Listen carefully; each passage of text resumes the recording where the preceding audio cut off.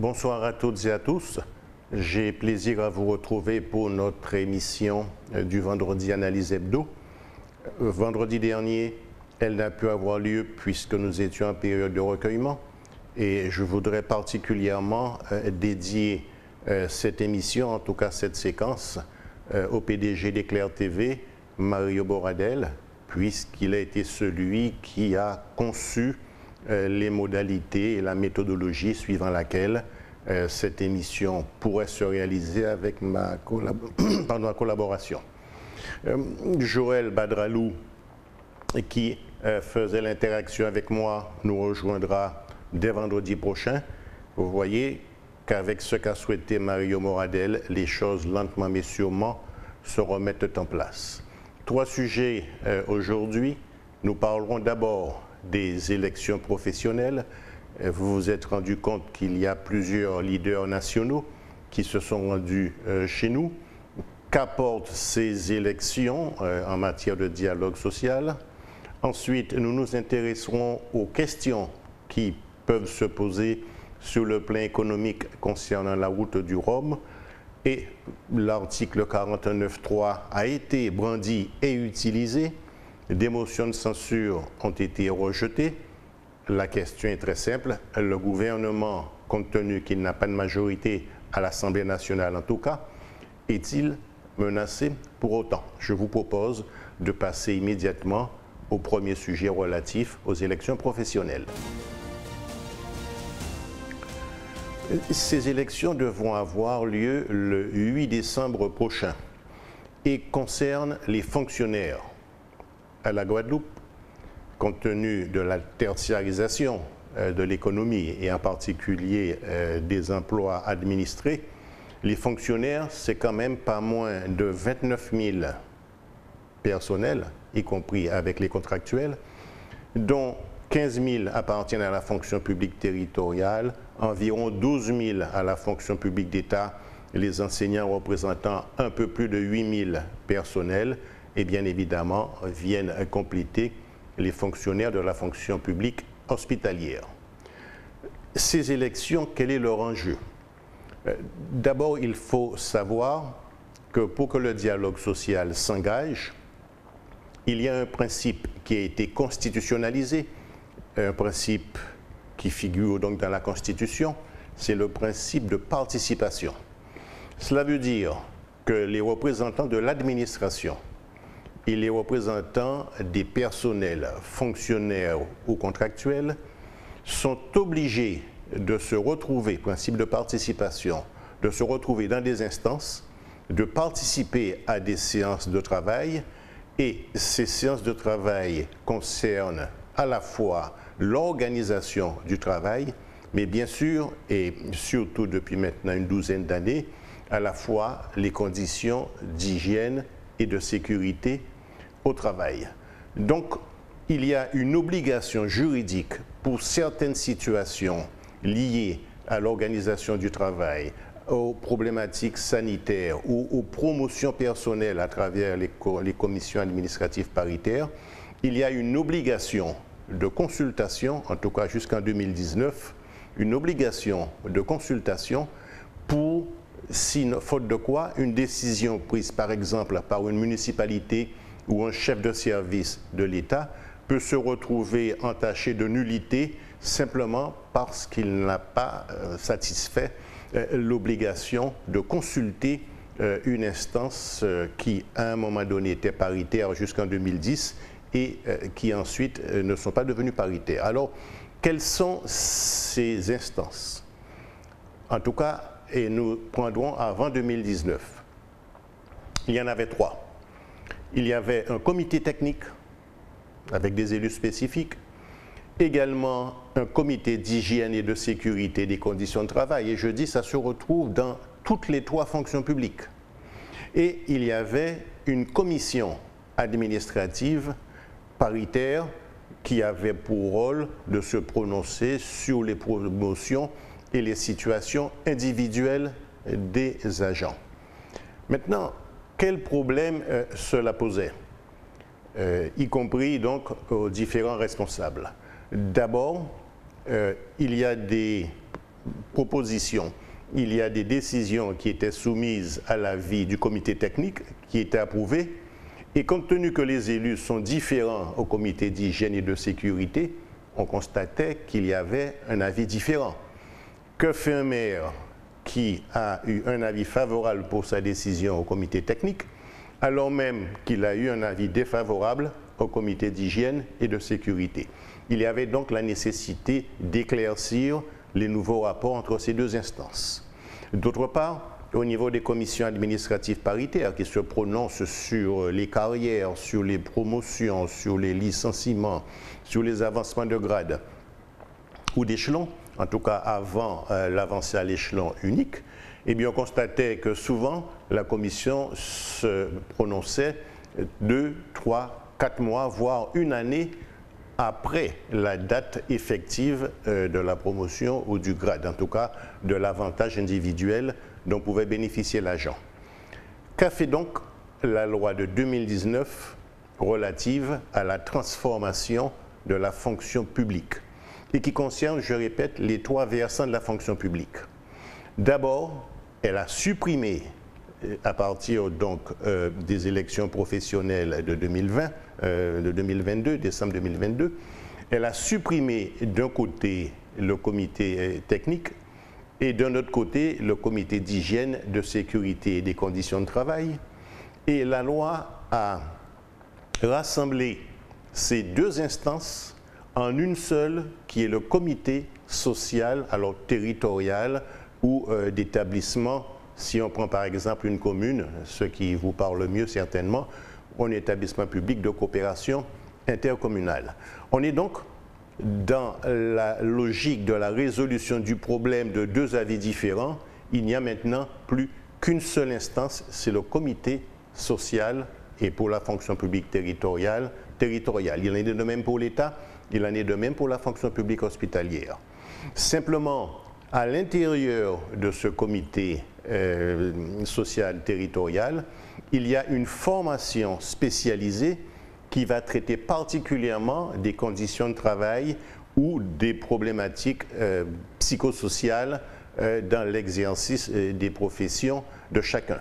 Donc la loi, premier élément, pour éviter des avis différents, a tout simplement centralisé dans une seule instance le comité social territorial et qui plus est, le président du comité social territorial, c'est-à-dire par exemple le maire, aura tout à fait la possibilité de pouvoir donner au comité social territorial la prérogative de pouvoir se prononcer sur une décision pour éviter de consulter par exemple le CH, en tout cas la formation qui s'occupera des conditions de travail. Donc on comprend très bien que le comité social territorial devient l'instance dominante qui, entre guillemets, peut utiliser d'un pouvoir de substitution par rapport à la formation spécialisée, sauf lorsqu'il y a un risque très particulier et un décret d'ailleurs a précisé quels sont les risques qui ne peuvent pas être soumis, entre guillemets, à la substitution possible du comité social territorial. Dans tous les cas de figure, il ne peut pas y avoir d'ambiguïté puisque le président peut décider dans des domaines bien précis de ne plus consulter la formation spécialisée et par conséquent uniquement de consulter le comité social. Par ailleurs, les commissions administratives paritaires n'auront plus à se prononcer sur des éléments de carrière liés aux promotions, à l'exception des éléments relevant de l'incidence de carrière. Par exemple, s'il y a un licenciement, s'il y a une sanction disciplinaire, la commission administrative paritaire reste toujours compétente. Par contre, pour les promotions, pour les ressources humaines, et le comité social territorial gagne beaucoup en crédibilité puisqu'il est consulté pour les stratégies de gestion des ressources humaines. Il doit donner son avis sur les lignes directrices de gestion de chaque collectivité. Et on comprend qu'il n'est plus là simplement pour l'organisation du travail, le comité social territorial, avec donc les partenaires syndicaux, les représentants syndicaux, est également là pour donner son avis sur la stratégie de gestion des ressources humaines de la commune, en particulier la gestion prévisionnelle des emplois, les conditions d'accès au grade supérieur, voire même au cadre d'emploi supérieur pour la fonction publique territoriale, puisqu'on parle de corps pour la fonction publique hospitalière ou d'État. Le comité social territorial va donc se prononcer sur ces nouvelles prérogatives. On comprend donc que ces élections ont des enjeux particuliers puisqu'elles responsabilisent quelque part davantage les responsables syndicaux, en même temps qu'elles donnent beaucoup plus de souplesse aux collectivités territoriales qui auront donc, je vous dis maintenant, la prérogative de générer un tableau d'avancement et à partir des lignes directrices de gestion, de dire dans quelles conditions certains agents vont progresser en termes de grade ou voire même dans quelles conditions ils vont changer de cadre d'emploi. Maintenant, toute loi, et je parle donc de la loi de transformation de la fonction publique, a ses avantages, mais comme toute décision publique, elle génère également des inconvénients. En réalité, c'est à l'usage que l'on verra ce que cette loi, en tout cas de transformation de la fonction publique de 2019, a apporté au dialogue social dans les collectivités. Nous avons donc terminé concernant le premier sujet. Je vous propose de passer immédiatement à la problématique en relation avec les retombées concernant la route du Rhum.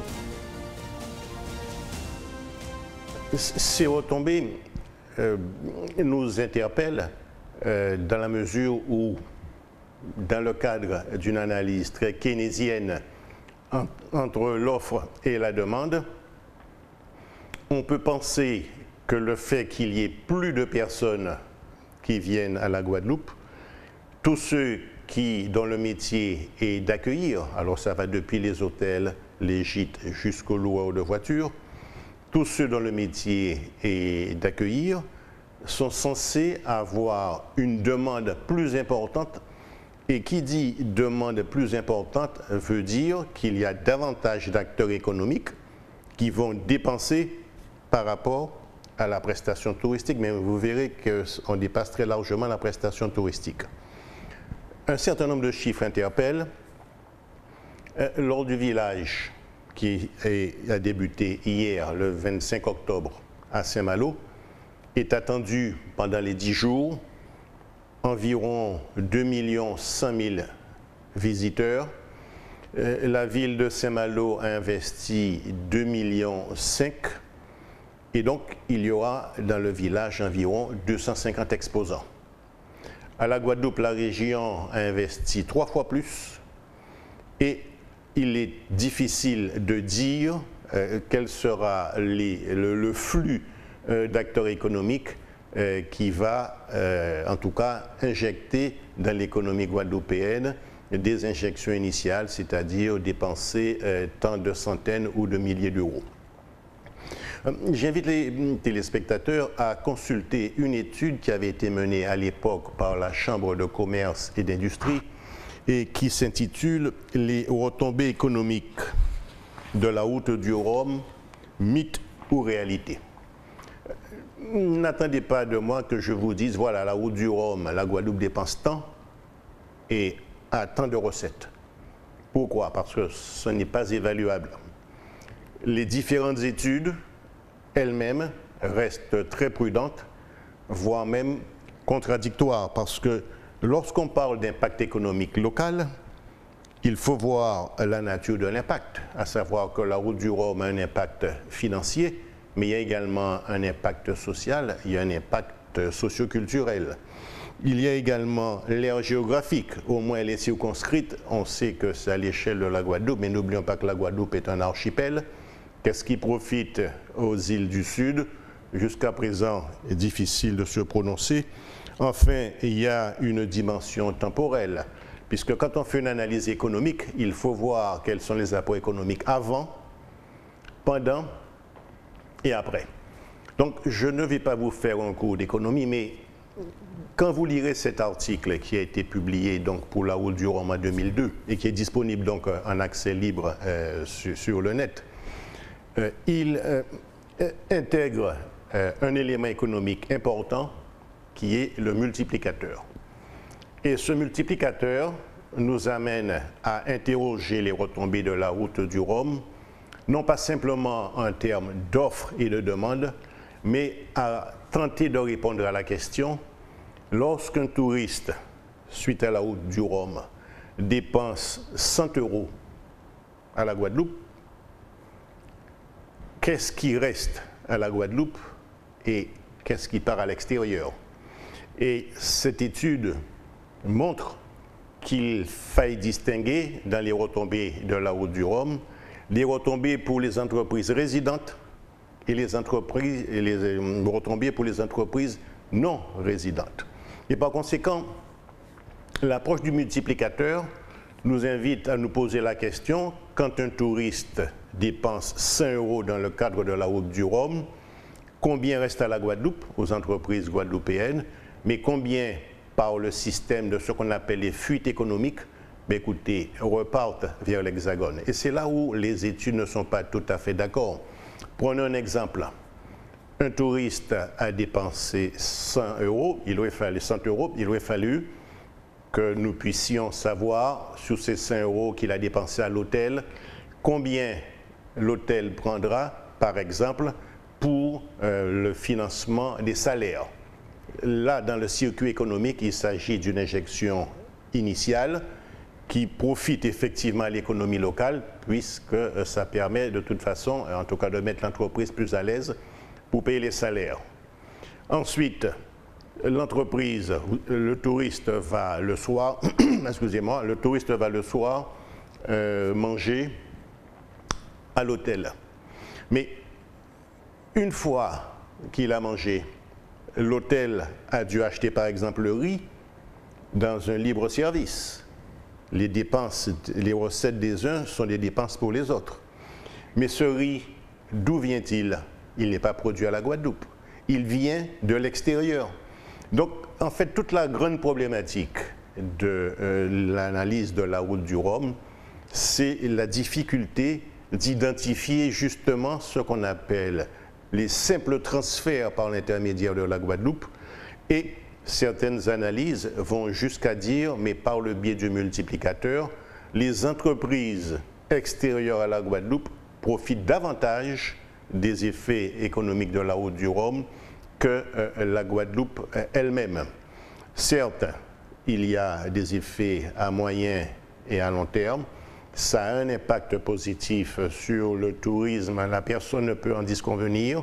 Cependant, quelle est la proportion de cet impact favorable pour nous et quelle est la proportion de cet impact qui, par le biais des fuites économiques, quitte le territoire guadeloupéen? C'est là où il y a quelques difficultés. Et je vais vous donner un exemple. Dans un hôtel, une fois qu'on a enlevé les salaires, et bien évidemment qu'il y a une commande pour la logistique, ben écoutez, qui sont les actionnaires de l'hôtel? Est-ce qu'ils sont locaux ou extérieurs? Les dividendes, si la majorité du capital est extérieur, les dividendes seront distribués à l'extérieur. On va plus loin. Les comptes en banque de l'hôtel sont où? Est-ce qu'ils sont à la Guadeloupe ou est-ce qu'ils sont à l'extérieur? Donc la stratégie d'épargne qui va dans les établissements bancaires vers l'Hexagone ne profite pas, si vous voulez, directement à la Guadeloupe. Donc ce sont ces éléments sur lesquels je voulais attirer votre attention pour ne pas tomber non plus dans une méfiance vis-à-vis de la route du Rhum, puisque c'est un événement qui est mythique et qui par conséquent a pris de l'ampleur et dont la Guadeloupe est jalousée. Il faut dire les choses telles qu'elles sont. Il y a eu plusieurs tentatives de récupérer cet événement. Mais cependant, il nous faut aussi garder une logique d'objectivité et vraiment poser la question, compte tenu que 90% de ce dont nous avons besoin vient de l'extérieur, combien reste réellement à la Guadeloupe? Et tous ceux qui devront consommer, si 90% vient de l'extérieur, mais il faudra les acheter. et une grande partie de l'argent qui est injecté initialement à la Guadeloupe risque de se retrouver, écoutez, là où on achète ce que l'on ne peut pas produire sur place. Voilà ce que je voulais évoquer avec vous concernant la route du Rob. Vous voyez bien que je me suis bien gardé de donner une évaluation précise, chiffrée. Elle n'existe pas de toute façon. Par contre, il y a des éléments de vigilance sur lesquels j'ai tenté du moins d'attirer votre attention. Je vous propose de passer au troisième et dernier sujet qui en général est un sujet national et qui va concerner l'article 49.3 de la Constitution et la motion de censure. Donc, concernant l'article 49.3, il ne vous a pas échappé que l'on est en plein vote de loi de finances, le vote du budget, et à côté du vote de la loi de finances 2023, il y a également le vote de la loi pour la sécurité sociale. Alors, quelle est l'importance de ces deux lois? C'est comme vous. Si vous n'avez pas de budget, vous ne pouvez pas dépenser. Si donc la loi de finances 2023 n'est pas votée, le gouvernement ne peut tout simplement pas faire de dépenses en 2023 et assurer donc le fonctionnement de l'État. Il en est de même pour la loi sur la sécurité sociale, qui est une loi à part. Et si elle n'est pas votée, mais les prestations sociales ne peuvent tout simplement pas être versées aux différents acteurs. Donc, pour la loi de finances, donc pour le budget de l'État, 3300 amendements à l'Assemblée nationale, sans compter des tractations qui risquaient de toute façon de faire en sorte que l'adoption de ce budget, qui doit être fait avant le 31 décembre, de toute façon ce serait prolongé très longtemps. Qu'a décidé de faire le gouvernement? Il a décidé d'utiliser l'article 49.3. Alors, c'est l'article 49 de la Constitution, troisième alinéa. Et que dit cet article? Que le Premier ministre, après décision du Conseil des ministres, a la possibilité, donc du gouvernement, a la possibilité d'engager la responsabilité du gouvernement par un article 49.3. Et quel est son avantage? C'est tout simplement de faire voter, de ne même pas faire voter la loi, d'adopter la loi sans vote et surtout de ne pas rentrer dans le jeu des 3300 amendements. C'est ce que le gouvernement a fait, en tout cas pour les recettes du budget. Que peut faire l'opposition? L'opposition peut déposer une motion de censure. Cette motion de censure, si elle est votée à la majorité absolue, 289 députés, le gouvernement est renversé. Ça veut donc dire que le Premier ministre et tous les ministres doivent présenter leur démission puisque le gouvernement est renversé. Par contre, il y a, et c'est important et retenez-le bien, la possibilité pour le président de la République, et il ne s'en est pas caché, de dissoudre l'Assemblée.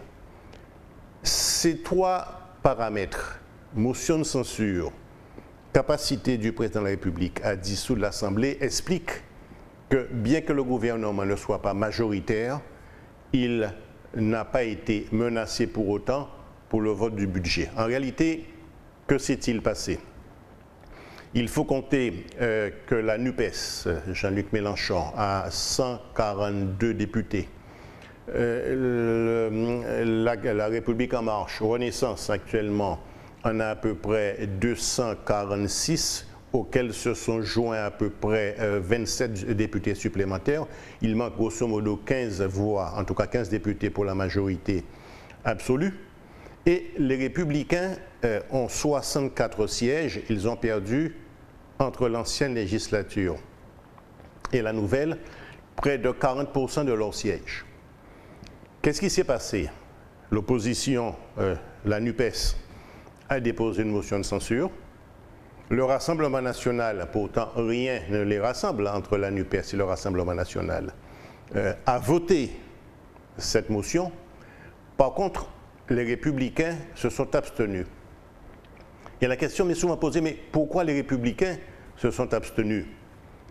Écoutez, quand vous avez entre deux législatures perdu près de 40% de vos sièges.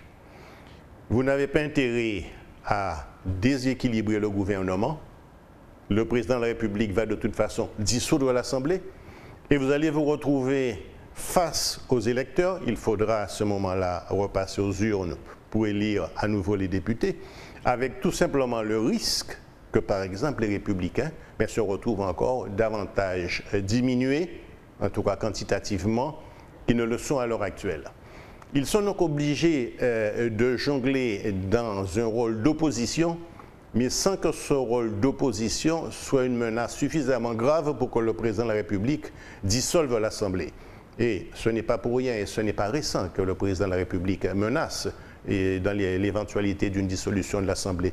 Il n'empêche qu'actuellement, la motion de censure a été rejetée.